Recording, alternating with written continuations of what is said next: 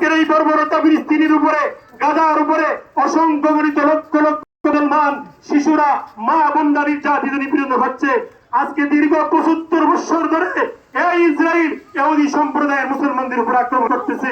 কিন্তু আফসোস আর পরিতাপের বিষয় হলো সারা বিশ্বের বুকে মুসলমান জাতির উপরে বেশি সংখ্যা কোন জাতি পৃথিবীতে বসবাস করে না। সবচেয়ে বেশি জনসংখ্যা হলো মুসলমান জাতির, কিন্তু ইহুদি খুব সীমিত অল্প কিছু ইহুদি সম্প্রদায় বিশ্বের বুকে বাস করে। আজকে তাদের কাছে মুসলমান জাতি নির্যাতিত হচ্ছে, নিপীড়িত হচ্ছে, মুসলমানদের মা বোনদের ইজ্জত হানি লুণ্ঠন করে নিয়ে যাচ্ছে। তার মূল কারণ হলো বর্তমান সময়ের মুসলমানদের চরিত্রের কারণে। কারণ কি, আজকে ফিলিস্তিনের জমিনের মুসলমানদের আঘাত হচ্ছে, বাংলার জমিনে মুসলমানরা এখানে বসে বসে ললিপপ খাচ্ছে, তথ্য প্রযুক্তির মধ্যে বসে বসে দেখছে, কিন্তু তাদের জিহাদের ডাক দিচ্ছে না কেন?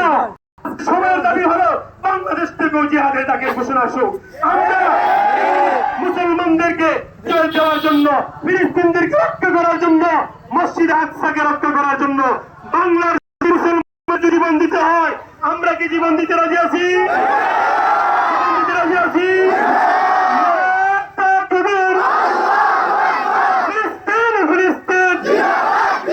সম্মানিত জনতা, আমরা দেখেছি মধ্য মাদ্রাসা মসজিদ সংলগ্ন, মাদ্রাসা সংলগ্ন মসজিদ থেকে ইমাম সাহেব মুসল্লিদেরকে নিয়ে আজকের এই জনসমাবেশে বিক্ষোভ মিছিলে অংশগ্রহণ করেছেন। আমরা অত্র এলাকার সর্বস্তরের মুসলিমদের পক্ষ থেকে তাদেরকে আন্তরিক মোবারক জানাচ্ছি। এ পর্যায়ে আপনাদের সামনে সংক্ষিপ্ত বক্তব্য নিয়ে আসছেন আমাদের অত্র এলাকার